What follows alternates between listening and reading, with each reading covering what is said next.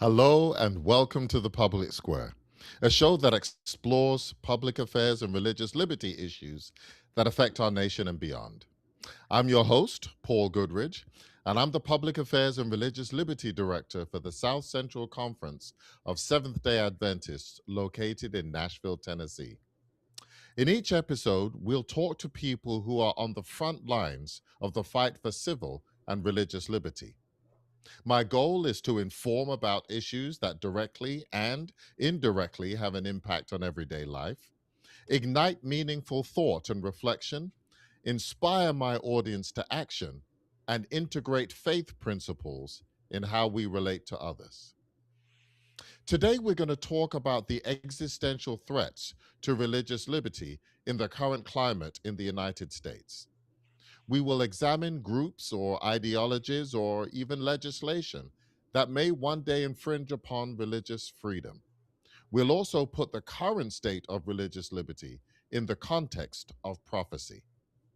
As usual, we invite you to subscribe, to like, and to share this. And we also welcome your comments or questions throughout the show. So, thank you for joining us, and let's meet in the public square.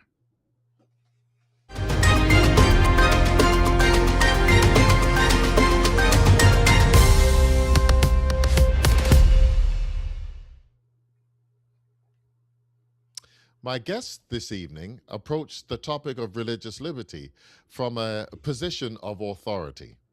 Our first guest is Bettina Krause, who is an associate director for public affairs for the North American Division, as well as the editor for Liberty magazine. We're also joined by a regular, Amira Al Haddad, who is the Public Affairs and Religious Liberty Director for the Southern Union Conference of Seventh day Adventists. And then another regular, Kevin James, who is the Associate Public Affairs and Religious Liberty Director for the Southern Union Conference of Seventh day Adventists. Again, thank you for being on the show and welcome to the Public Square. It's a pleasure to be here. All right. Good, good. So I want to allow each of you an opportunity to give an opening statement, if you will. When it comes to the state of religious liberty in America today, how are you feeling about religious liberty in this current climate, and why are you feeling that way? And we'll begin with you, Bettina, in terms of what are your thoughts in terms of the state of religious liberty today? Well, sure, Paul. I came to Liberty magazine 5 years ago, and I came from a background in international religious freedom. And so, for me, in that context, religious freedom was about things like apostasy and blasphemy laws in Pakistan to carry a death penalty, or Christian churches that are being targeted by militia in northern Nigeria, or Christians and other minorities in China, where religious freedom is mediated through state surveillance and laws. And so I came to Liberty magazine, where we focus on what's happening in North America. And in a way, there's a real disconnect there, because no one is standing at the doors of our churches. No one is saying you can't worship the way you wish. There's no one saying you can't publish Adventist literature. And so what do we have to complain about with religious liberty? But the more that I have looked at the history of our constitutional regime, the more that I have seen current events, the more convinced I am that we need to be on our guard. I believe that there are dynamics, there are movements that are taking place underneath the surface of American society. Some of them are obvious, but some of them are bubbling up from below, that we as Adventists need to be aware of, so that we can continue to understand what's happening around us through the lens of our distinctive prophetic understanding. So I'm at the point where I believe what we need is education, we need information, and we need the ability to look beyond just the headlines that we see every day.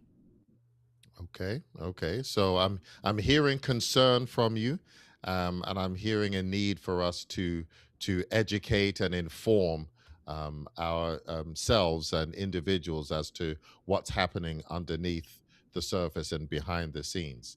Amira, what about you? What are your thoughts about the state of religious liberty in the United States?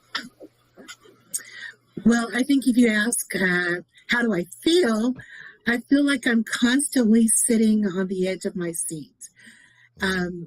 And the feelings running through as I sit on the edge of my seat constantly are sometimes anxiousness, sometimes excitement, sometimes disgust, Mm. sometimes, um, sometimes, uh, I guess, contentment in knowing that as I roll through those feelings, I can always come back to the fact that Jesus has my back. Amen. So, in that regard, I'm still on the edge of my seat, but I know if I fall off, Jesus has got my back. Mm. And what I think that I am most amazed at in what I'm seeing is that I had always thought that by the time we got to where we are right now, that our church here in North America would be more cemented and more cohesively united in spirit and in, just where we're going. And what I'm finding is that there's only one thing that seems to be uniting us, and that is that we all seem to agree if there are Sabbath or Sunday law issues that, Mhm. that kind of made everybody agree, 3 or 4 weeks ago. But if you look at anything else, there is no unity, there is no cohesiveness together. And so we have to understand that religious liberty, for not just to us in America, but for around the world, religious liberty means that we have to be united on more than just that one issue of Sunday observance. And Mhm. I don't think that we're there. And we seem to be falling apart if we walk away from that one central talking point. And so, again, on the edge of my seat with all of these feelings that are rushing through, but again, knowing in the end, Jesus has got our back. So, there's good and there's bad. Okay, so it sounds like while you're on the edge of your seatbelt is on, and that seatbelt is the comfort of Jesus, having our back, so to speak, and being in control and in charge. Kevin, what about you? What are your thoughts about the state of religious liberty in America today? Well, looking at it from a historical perspective, um, America has been challenged on its ideals about religious liberty throughout its history, sometimes more prominent than others. Um, One of the first iterations of our country's desire to make America Christian legally took place after the tragic and traumatic events of the Civil War. And we had a movement then that sought to change the actual Constitution to make America legally Christian. Then we had another iteration of what we call Christian nationalism in the 1950s after the trauma of World War II. Again, there was this concern, this desire to bring America unified under a religious um, semblance and unity and uniformitism for what would be considered American. And now, interestingly enough, we're kind of in a third iteration of the very same thing that's coming on the heels of the fact that we don't have any trauma, so to speak. What I mean is, what we see today happening in our politics, for me, from what I'm seeing, is something that took place after the Soviet Union dissolved. Once our existential threat that all of us as Americans were at least agreeing upon, that it was dangerous, that a nuclear annihilation was real. I remember growing up and having, nuclear um, tests that, you'd hide under your desk, or Mm. something of that nature, covering yourself in case there was a nuclear detonation. But we don't have that anymore. And without that common enemy, unfortunately, it seems like we've kind of turned on ourselves with the different ideologies that are in America.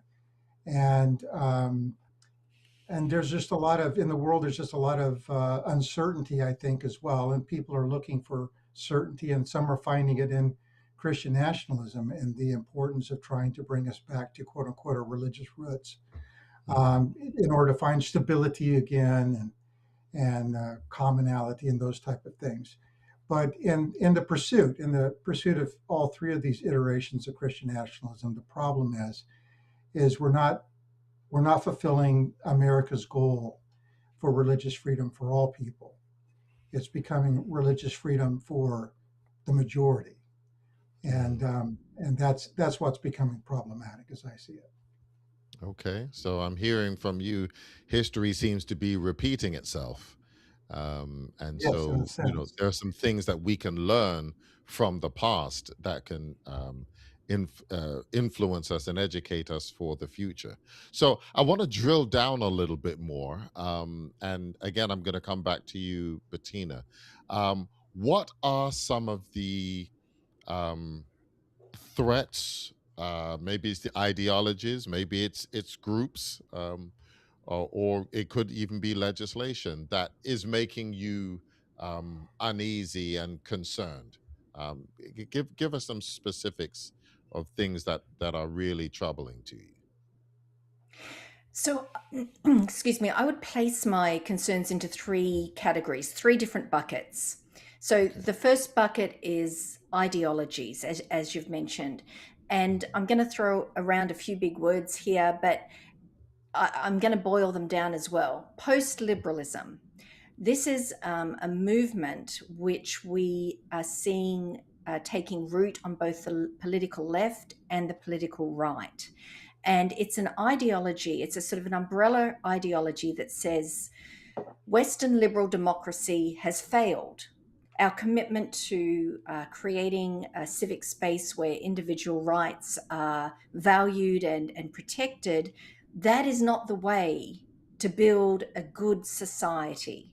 Mm. And so you're seeing this on the right, which it takes a form of something called, for instance, Catholic integralism. And that is based on Catholic theology and philosophy.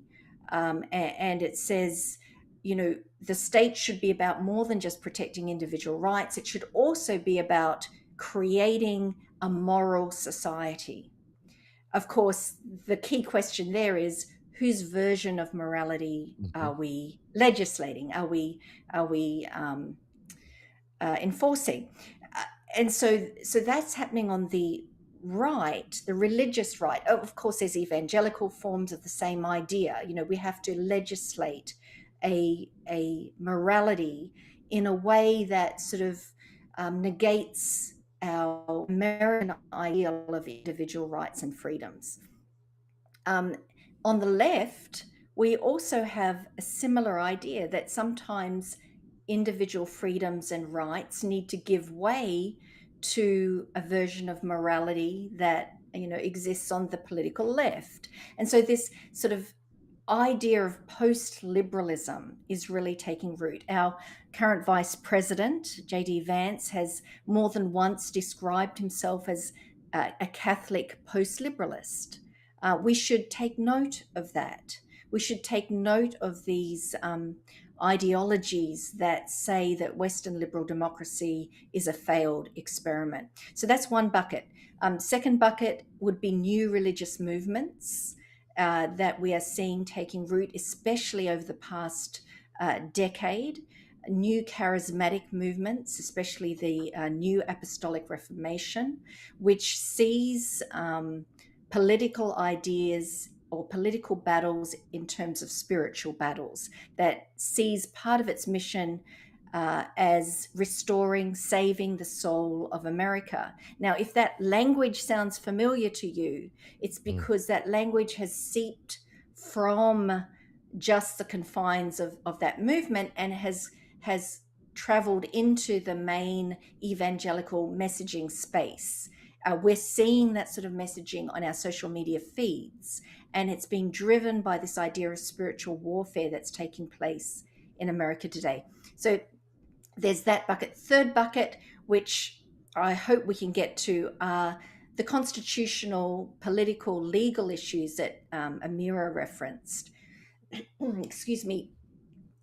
Our country is undergoing a constitutional stress test that is more serious, I think, than any that we have experienced since at least the Civil War.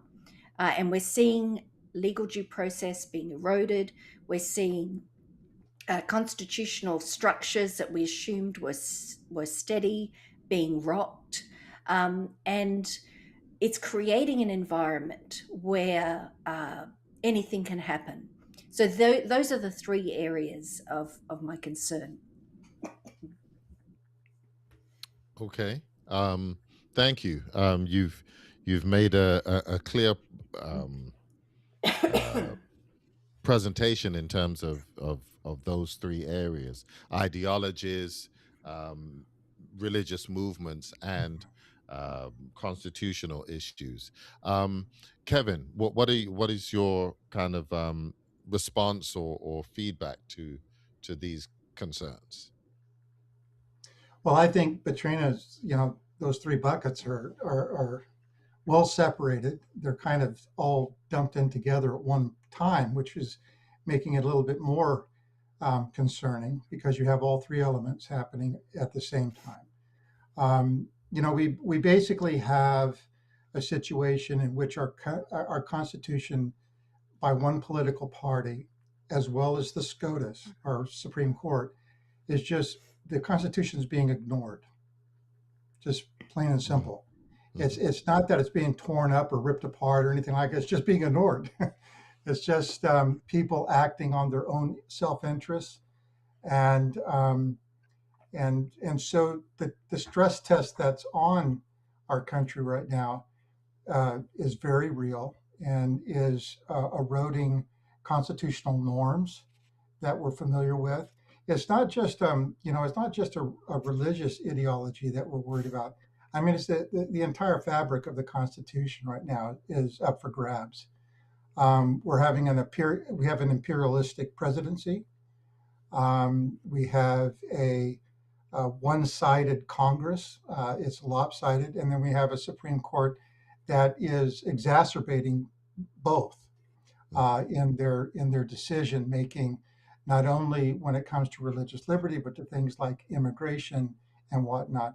The only thing that's stopping most of all that this mess is right now are district courts and lower courts are the ones that are holding up things. The Supreme Court doesn't seem to matter much about much of anything. They like to give power to the presidency, and they also like to ignore establishment issues on religious liberty ideas. And so that's how I see it as well. It's just this.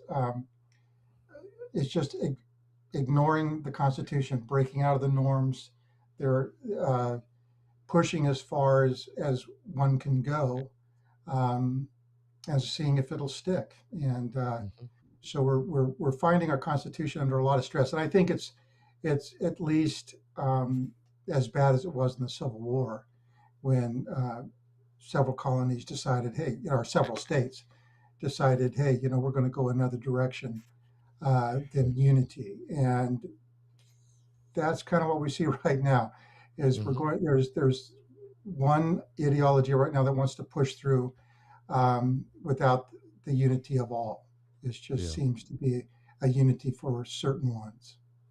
It seems like our checks and balances are not balancing and are not really checking as they should. Exactly, Um, which exactly. which which kind of speaks to something in terms of typically when we think of elections, etc., and public office, we think of the general election, we think of the president, or maybe we think of the Senate or the House, etc. But it's really the local um, elections that we should that are just as important, local and municipal elections, because as you said, it's these lower courts, it's um, these municipal courts that are pushing back against the onslaught of just one-sided or even unconstitutional um, attempts. And so we need to be mindful not just of the election every 4 years in terms of the president, but even down to our local magistrates and our local leaders that can advocate for us. So, Amira, what are you finding when it comes to on the state level, as you um, uh, have jurisdiction over, or at least your purview is at least 8 or 9 states within the South. Yes, we're 8 states here in the southeastern United States, making up the Southern Union. And what we're seeing is exactly what we expected to see when you have a lack of balance in your state legislatures and representation of the people. So you're seeing, I think Kevin said lopsided, and we are seeing a lopsided effect going on here. Just in this session alone, the bills that Kevin and I have been looking at are bills. I know in Tennessee, we've had a lot of American history and what they will be teaching on American history. Why is that of concern to religious liberty? Because we have a revisionist uh, form of what America was founded on that is being taught and is being spread far and wide on religious liberty issues, separation of church and state issues. Those are important. And we're seeing a lot of those go through. I've seen a couple of Sharia law legislation that wants to ban all types of Sharia law. Um, and we have to back up a little bit and think to ourselves, is this a good thing or a bad thing? Well, you have to remember that here in the United States, while we talk a good talk about all this religious freedom we have, you cannot act with impunity Mhm. and claim it's religious freedom if you want to sacrifice someone, right? This is not the type of religious freedom we have in America. And so the issues that are clearly not within the scope and understanding of American jurisprudence are not going to be acceptable and are not going to be defendable as, this is my religion. Mhm. So I don't think we need to worry about that. What we need to worry about is saying that if Sharia law says that you have to bury a dead person within 24 hours of death, well, what do you do if the state wants to hold the body out for an autopsy and can't complete the autopsy in 24 Mhm. hours? Is that a Sharia law that you would say, well, that's Sharia law, so we're going to ignore that? Or is that a valid religious liberty claim that should be made and should be considered? So again, it's not black and white. There are gray areas here, and we need to be concerned when one segment of our society, in a pluralistic society, starts to have their rights and privileges not just repealed, but denied. Mhm. And so those are concerning to us. Obviously, lots of Ten Commandment bills going on in a lot of our states, or not just in the Southern Union, but around the United States. School prayer bills, we're seeing prayer bills come up, not just school prayer, but we're seeing government prayer bills come up very quickly, and they almost come up and get passed faster. I think I had I think I had a government prayer bill in Tennessee this term come up and was passed in like 3 days. Mm. So how do how do you fight something that's going to be passed faster than you can, almost get into the legislature to talk to Yeah. anybody? That's problematic. We saw that last year when Tennessee passed their voucher bills. They called a special session. They passed voucher bills within a week. Mm. Um, it, it was it was not. It's not the way legislatures should handle legislative affairs for a state. Mhm. People in this state need to be given an opportunity for their voices to be heard on issues that they may have a disagreement with, or want to put forth a different point of view for. So that's concerning. Um, so those aren't the only bills, but those are the main Mm. types of bills that we have been seeing. Mississippi, Alabama, Tennessee especially are those bills that are getting passed. So those are the ones we're watching and we're concerned about. Okay. I have a Thank you. very weird one that popped up. Yeah. Uh, Thanks. So, you're talking from a state's perspective, and one of the um, I guess peculiarities with that is that each state is different and seems to have their own autonomous way of wanting to move or to legislate. But Bettina, from a national perspective, what are you seeing, especially from your vantage point where you are in the DMV area? In terms of congressional action, a lot of Mhm. inaction. Mm. The Congress is not doing much, and Mm. this is not an environment in which much legislation gets passed. So most of the action that we're seeing is on the state level, and it's interesting because Amira's states are primarily red states. That's correct, Mhm. isn't it, Amira? You don't have any blue states Mm. in your territory. But what we're seeing across the US is a patchwork of red and blue states that are kind of pulling in completely different directions. So in the red states, we're seeing things like school prayer bills, we're seeing everything that Amira just outlined. In blue states, we're seeing a whole different raft of religious liberty issues, and they tend to revolve around trying to withdraw religious exemptions for religious organizations. So in Maryland, for instance, the General Conference of Seventh-day Adventists is involved in a lawsuit against the state of Maryland because the state of Maryland wants to interpret its civil rights laws in such a way that would withdraw the ability of Adventists, the General Conference, or other religious organizations to hire co-religionists for all their roles within their organization. The state says, no, you don't need administrative staff to be Seventh day Adventist. You don't need the person serving for security to be a Seventh day Adventist. And so there's an attempt to peel back, to pull in, rein in the ability of religious organizations to express their religious identity through hiring and firing. That is really gaining steam in a lot of blue states.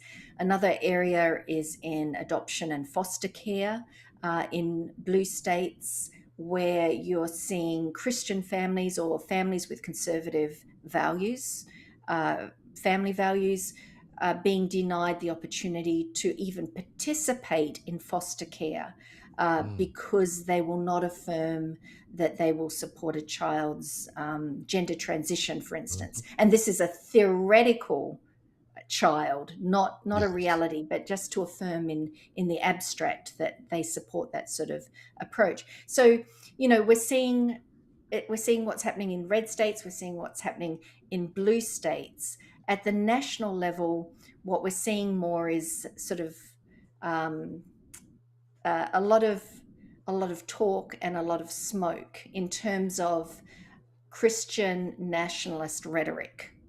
We're seeing coming out of the administration executive orders that seem to privilege Christianity.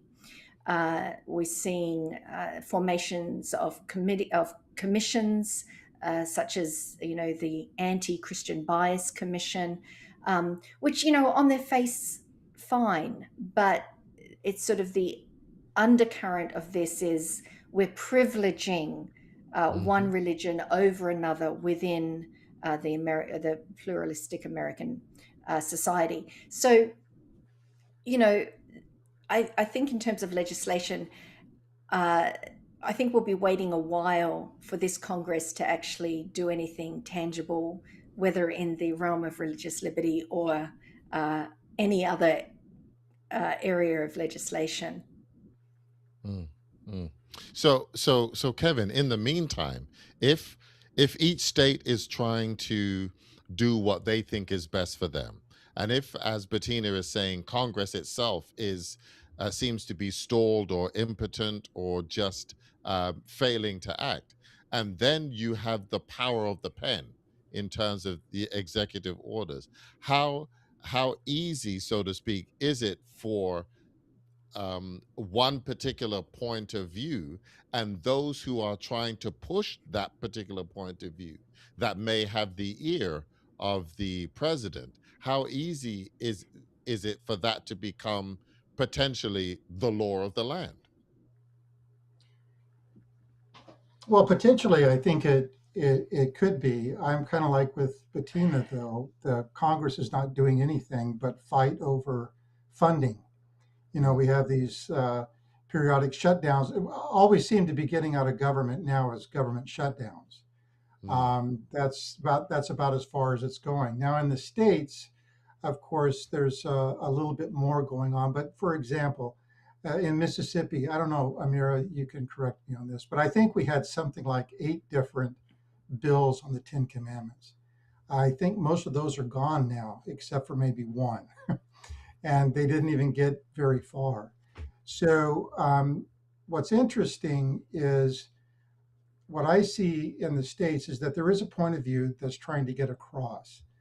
At this point, it seems to uh, try to score political points more than actually getting any action done. So, in other words, okay, I'm going to put up a bill for the Ten Commandments. Here's a political point for my constituency. You can see that I'm trying to work with putting the Ten Commandments in the schools, and it's good for their base. How well it gets, into the hopper towards law is unclear right now. Um, Oftentimes, it just dies. Now, the voucher bill, like in Tennessee, you have sometimes that situation where you had a special assembly. But for the most part, so far, what we've seen in our states is that, you've got a lot of these concerning bills, but they're not really getting very far. Like I said, it's more like scoring political points with your base. Um, it raises concerns, of course, with liberty organizations and whatnot. And we need to be concerned. I don't think we need to sit back and say, "Oh, this is nothing." hmm. But in this space right now, it doesn't seem to be, gaining a lot of substantial headwind. In other words, things aren't getting passed like you would think they would, especially in the climate with the talk that is out there, with the executive orders that are made and some of the commissions that have been brought into existence. You would think that there would be more, more uh, movement in that solid movement in Hmm. those bills coming to law. But everything that's coming out, Texas, Oklahoma, Louisiana being three examples, they're tied up in the courts. Yeah. And I think I think until the courts kind of sort this out, all this going on right now in these other states, especially the red states, is really just like a lot of political, um, you know, red meat out there for the Yeah. constituencies at this Yeah. point until it goes. And so we're finding that, and also in the blue states, I think there's some aspects of that as well.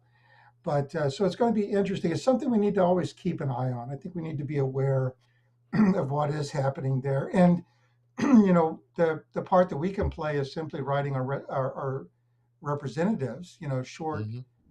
emails or letters to them, expressing our concerns, and encouraging them to, take to take a positive um, Yeah. stance that will benefit everyone, not just one side of the ledger, so to speak. Hmm. So we have that we can do.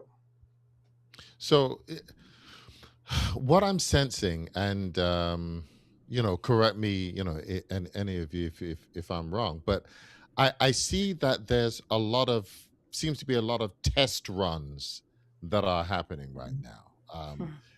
Trying to push the envelope, see how far we can get, see what we can do. Let's try this. Let's. I don't expect that it's going to pass, or I don't expect that. I'll get through. But let me just whet the appetite of the people and see if I can um, gain some traction on this. Am I wrong in my thinking or assessment? I think you're absolutely correct. And I think all that Amira and Kevin have been describing, especially in the red states, is being driven in large part by recent decisions by the Supreme Court. And what the Supreme Court has done over the past decade is profoundly change the constitutional landscape when it comes to First Amendment religious freedom protections. There's a line of cases stretching back probably to the early 2000s, right up to the last term, in which the Supreme Court has been radically expanding the power and reach of the free exercise clause of the First Amendment, while simultaneously weakening the Establishment Clause. Hmm. And what has resulted is something that is profoundly lopsided, and something, quite frankly, that we have not seen in recent decades. Ever since the First Amendment was incorporated against the states in the 30s and 40s, 1930s and 40s. And what this has done has basically emboldened those uh, advocates on the political and religious right to say, hey, it looks like the Supreme Court is in our corner on this Hmm. issue and is not going to restrain state action that advances or favors one particular religion. Let's let loose with the Ten Commandment laws mandating the posters on the schoolroom walls. Let's let Hmm. loose with the school prayer bills. Let's let loose with changing verbiage in in official language that seems to reflect a Christian ethos in a state. And so all of this can be traced, I think, to the um, revolution that has taken place at the Supreme Court. I don't think that's too broad a term to apply to what has taken place in recent years. Hmm. Amira, are you agreeing with that, Yeah, or? I'm nodding my head in total agreement with Bettina, and I might be a little more forward in what she's saying and say it a little clearer in what she's saying. But I don't think that we can ignore the fact that when you look at the voting record over the last 20, 22, 23 years of this Supreme Court, that the religion of the justices don't come into play with the decisions that are being made. And as we have gotten more and more Catholic justices on the court, the idea within Catholicism that separation of church and state has never been good for the Catholic Church and is not really what the Catholic Church professes that is good for them. Mhm. That attitude towards the separation of church and state, which is what Bettina is talking about when she talks about the Establishment Clause, that attitude towards separation of church and state has slowly chunk by chunk, brick by brick, being taken apart. And we have church members who will sit in the pew and applaud the decisions because it's Christian friendly, Hmm. but it is not religious liberty friendly. And those are two different things, especially if you live and exist within the United States of America. There is a reason that we are a pluralistic society.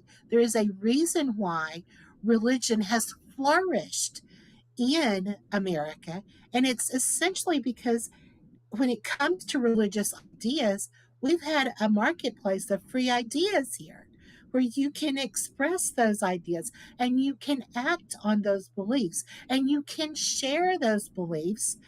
But the competition is not you versus the government or your church Hmm. versus the government or the government's idea of religion. The ideas here are that it's you doing the work that you and your faith compel you to do because you love your neighbor and you care about the salvation that you have to tell them about Jesus. So for us to say, oh, this is friendly, we need to back in and say maybe Uh, minds, then I think we've done a, a good job in doing our job. mhm, mhm.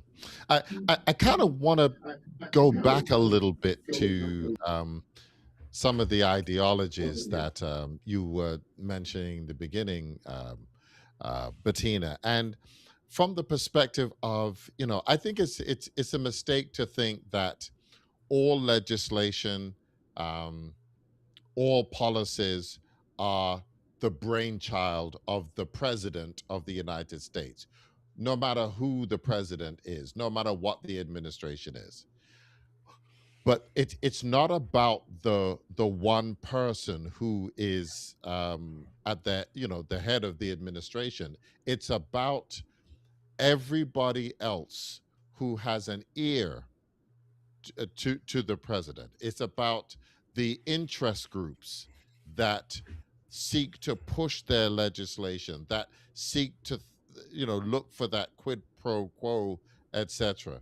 And so I'm thinking about, Bettina, some of the ideologies, the religious movements that are trying to promote their particular agenda, and how they may have individuals, whether it's lobbyists, etc., possibly even within the administration, influencing um, the administration to be able to make particular moves or move in a particular direction. Can you speak a little bit more about that?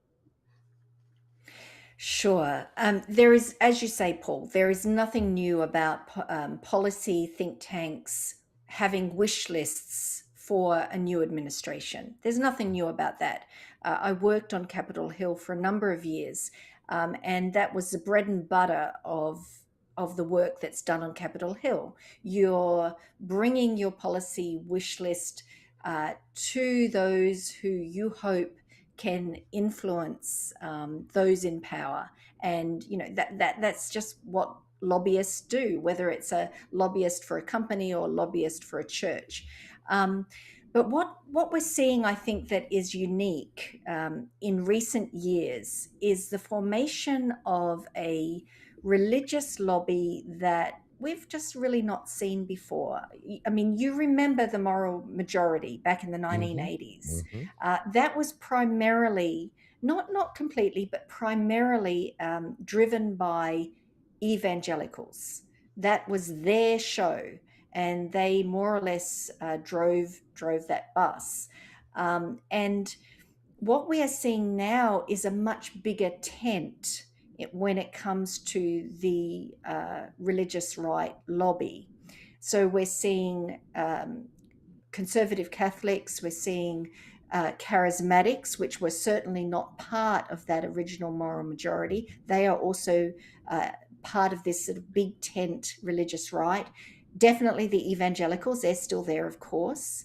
We're seeing Orthodox Jews, we're seeing, all many different religious groups which may not have been welcome in the moral majority of the 1980s, but now they are part of a larger, better funded, very focused, very organized group that has a very clear policy wish list. And I think we have seen in the past year with this administration um, moves to make some of those wishes come true. I don't want to be alarmist, but I want to draw people's attention to the fact that what we're seeing is unusual. This is not business as usual. This is a Hmm. very well funded, well organized religious right movement that we should be keeping our eyes firmly on. Absolutely, absolutely. I want to take a quick break here, and then when we come back, I want us to kind of look at from especially from a prophetic standpoint, what we should be doing in light of the current climate around religious liberty, and specifically some things to look for in light of prophecy. So we'll be right back after this.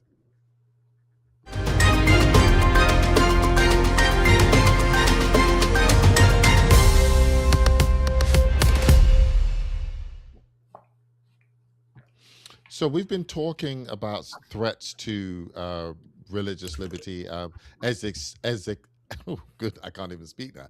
Existential threats to religious liberty, and there's some things that we should be concerned about, and especially as Seventh Day Adventist Christians, there are some things that we should be concerned about. And one of the things, and Kevin, I'm gonna ask if you can kind of speak to this. One of the things that we should be concerned about is this Saving America by Saving the Family document, and in Mm. particular the support for a uniform day of rest proposal.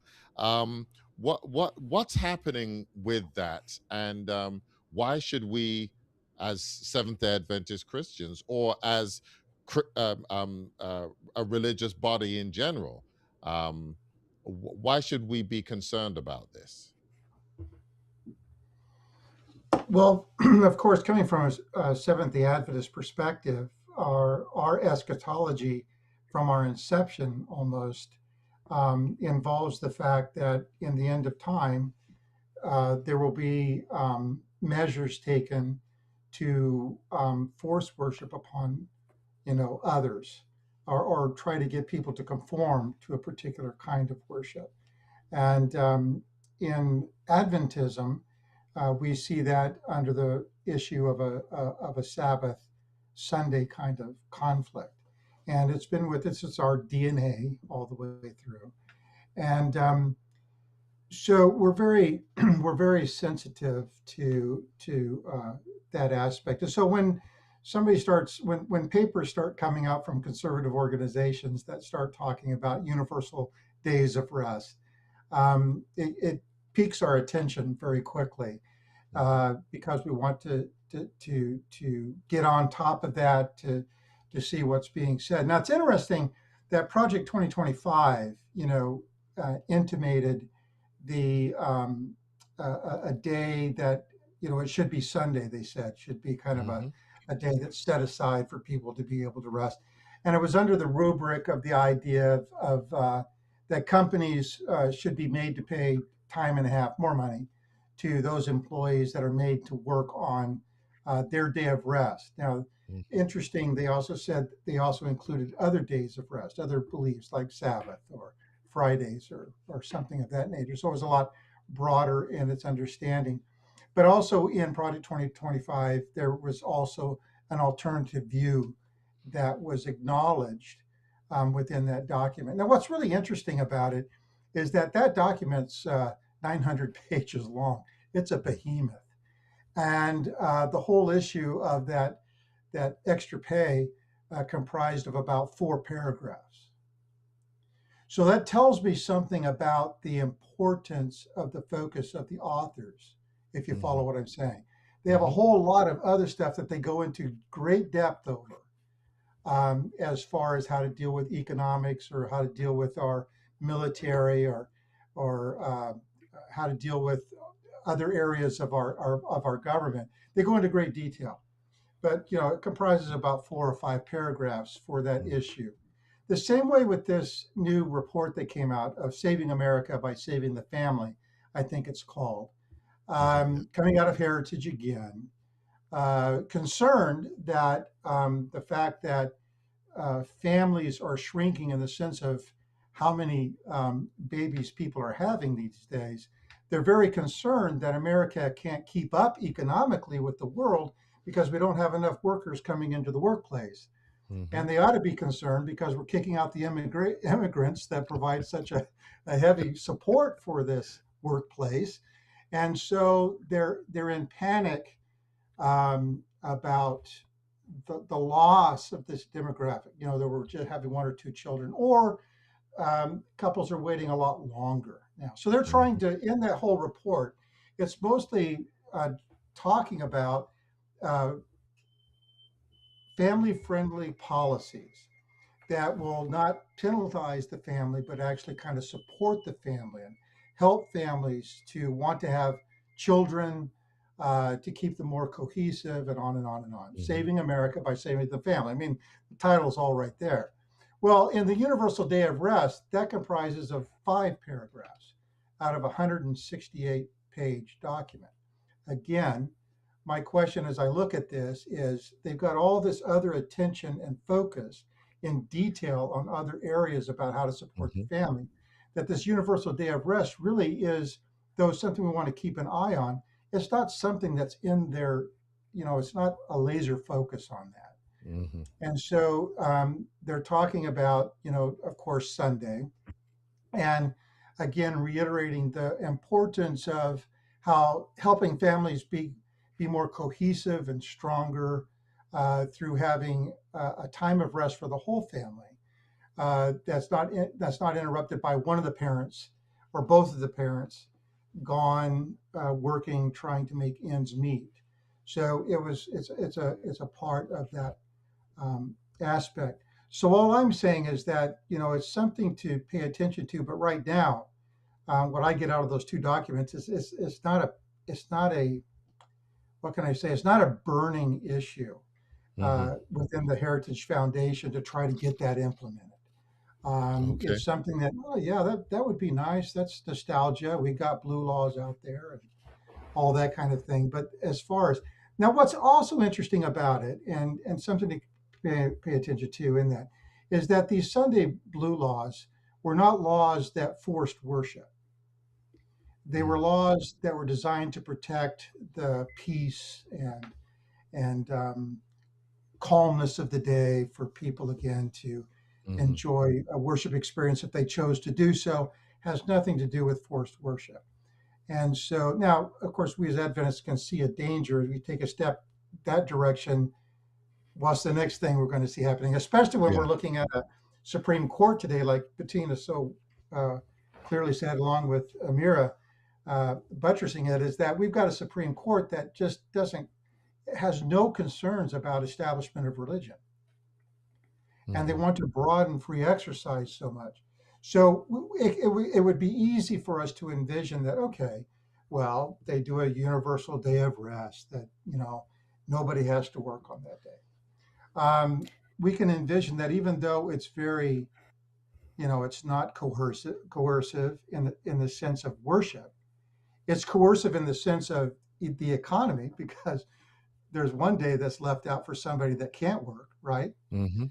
Uh, but as far as coercive in worship, it's not there. But we can see a danger that moving Yeah. forward, especially if the Supreme Court continues to make decisions that purposefully make Christianity the privileged religion.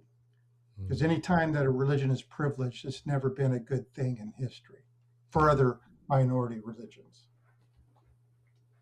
Yes, amen, Kevin. I agree wholeheartedly with that, and the Adventist Church has good reason to know that it's not good that majority Christianity has its hand on the lever of power in America. We've experienced what can happen when Sunday blue laws become coercive.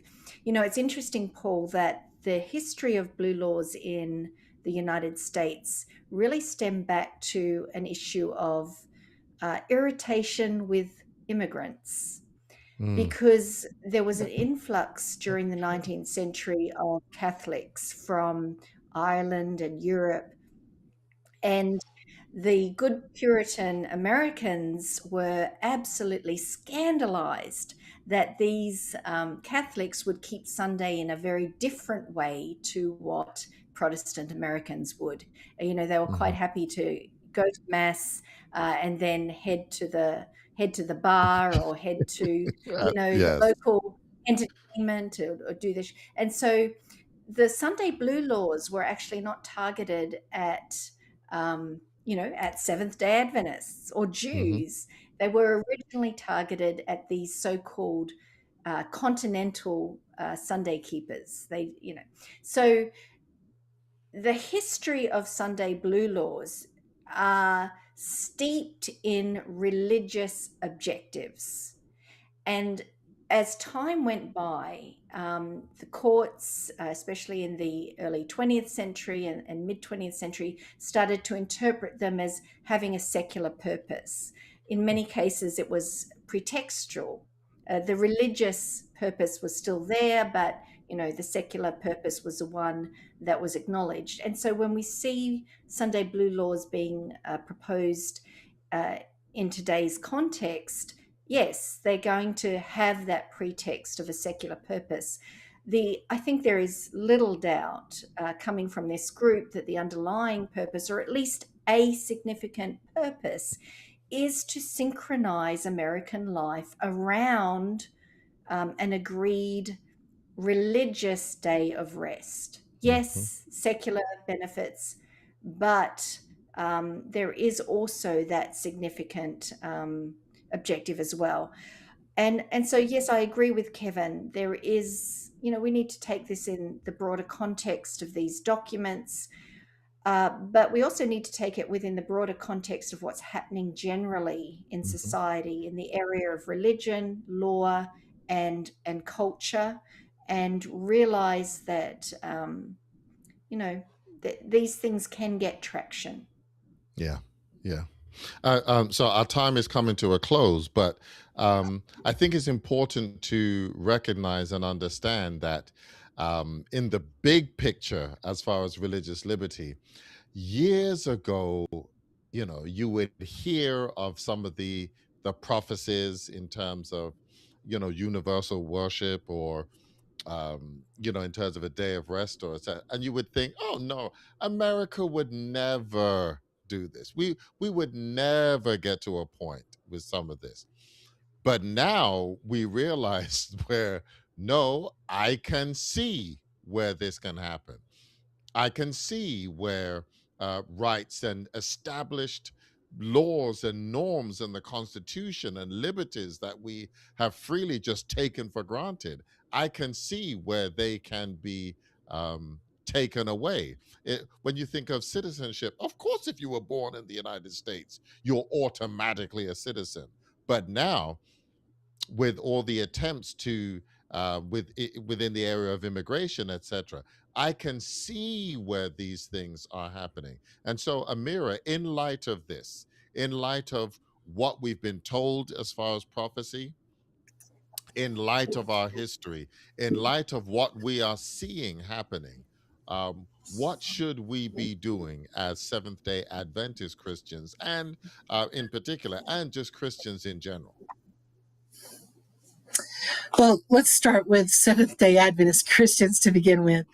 Uh, I think that one of my complaints at the beginning of this show was that we are not as unified now as we have been in the past. And I think that this is one thing that we, every member in the pew, every pastor in the pulpit, every servant leader sitting behind a desk needs to focus on, and that is a unity of spirit coming together and saying, we are one denomination, we are one body in Christ, and we need to be unified in spirit first. Because if we're not unified in spirit first, then we really can't do anything else. So I think that our focus needs to be on unity of spirit first. And then we can work on points of disagreement or points of differing opinions or points of view. And really, if we do that in the church, I would say the same thing in society in general. I think Kevin went back to the fact that we don't have a common enemy. We're not fighting communism. We're not recovering from the Civil War. We're not, we don't have a common thing that unifies us. Mhm. So maybe if we got into a war, we would have another common thing to unify us. I'm not proposing we have war for that reason. but, but as Americans, we need to do the same thing. As Americans, we need to understand that our foundational documents, our Declaration of Independence, our Constitution, our Bill of Rights, those documents are things that should unite us together, unified in spirit. And so once we get to that point where we can say, yeah, we're unified in spirit, then we can sit down and start talking to each other rather than shouting and yelling at each other and Mhm. saying, we have differences of agreements. How do we come together? How do we act as Americans in a pluralistic society, recognizing that we're not the only person who pays taxes? Other people with differing opinions pay taxes. How do we come together and do that? And it flows, doesn't it? If you can do that in church, you can Mhm. do that in society.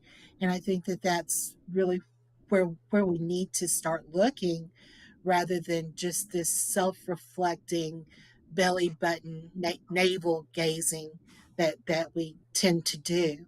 And the other thing that I want to say is that we need to recognize that when we're talking about political differences here, on whether it's this program or whether we're in a church talking about the challenges that we face, what we have to understand is there is an underlying threat here that I think Kevin mentioned in millennialism, postmillennialism, where there are Christians in America today who are trying to prepare America for something that Jesus was trying his whole ministry to tell people, this isn't what I'm about. And that is Mhm. that they're trying to prepare America for Jesus to reign here on earth physically. Mhm. And we know that that is not going to happen until after the millennium. And the millennium for us is going to be spent in heaven, not here on earth.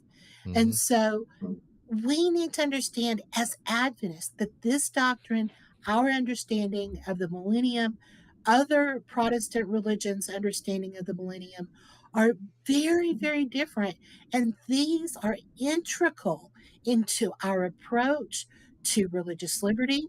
If they're integral in our approach to the separation of church and state, our Establishment Clause, our Free Exercise Clause from the First Amendment, and we need to understand that this difference sets us apart. No matter how we vote, this difference sets us apart. Aware of that difference.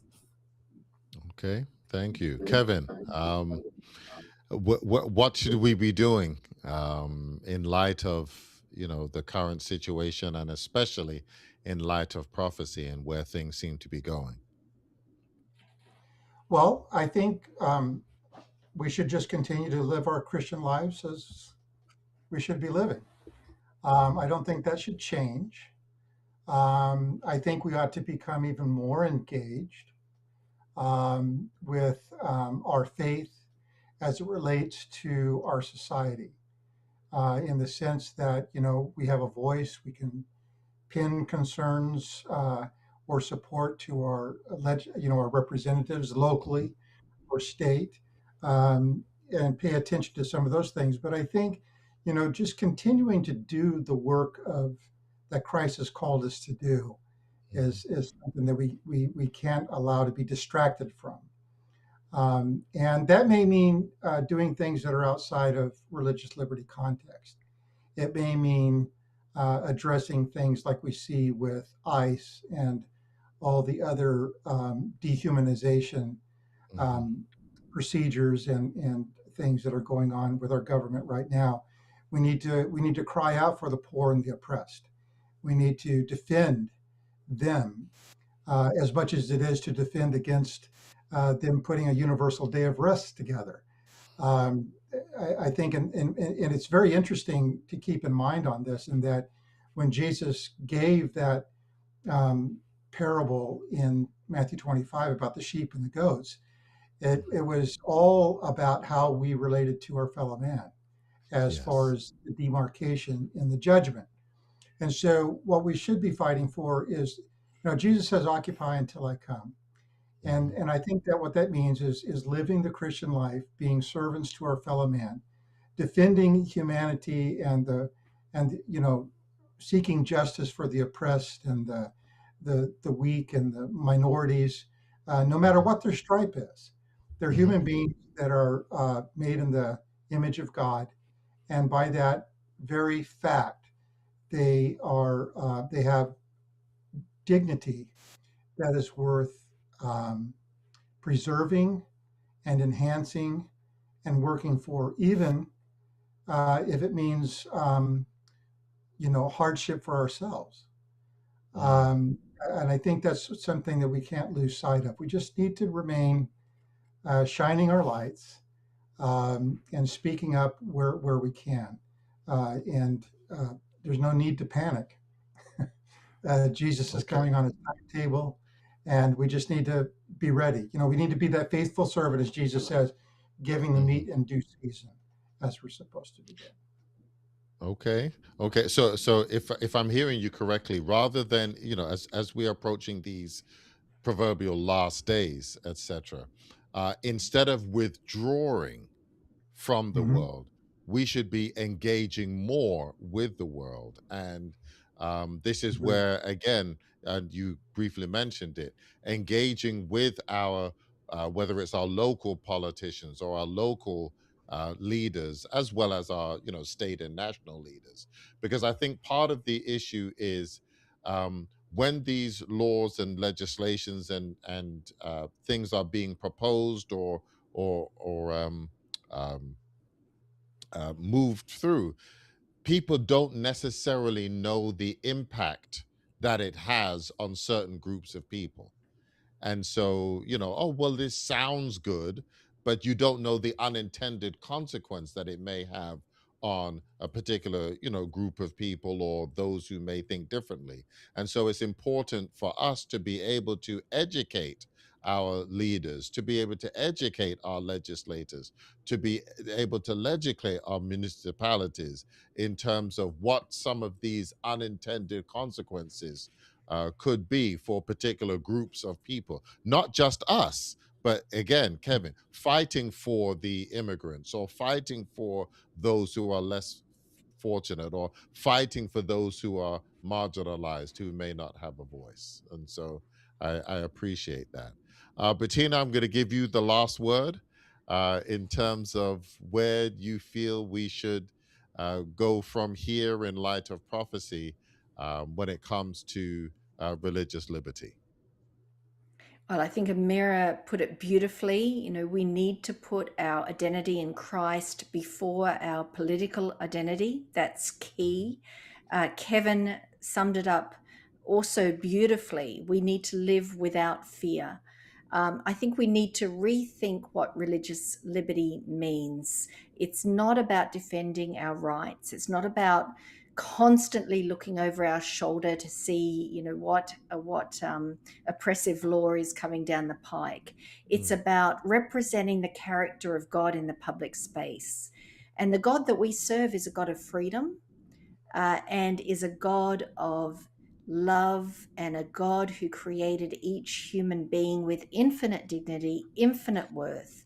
And our job is to represent that God, and to remember, as Christ said, Matthew 28, "Lo, I am with you always, even unto the end of the world." Okay, well, thank you. Thank you.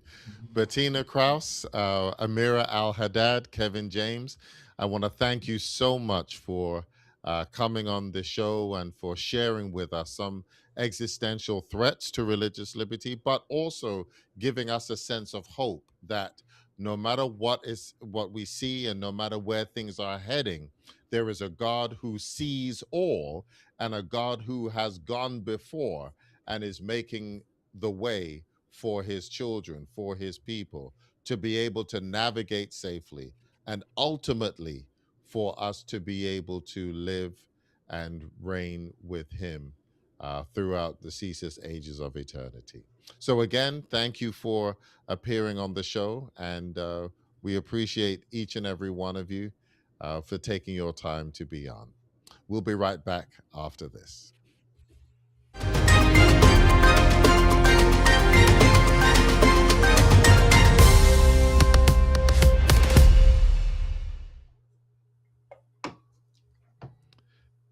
Again, I want to thank all my guests and thank you, our viewers, for joining us this evening.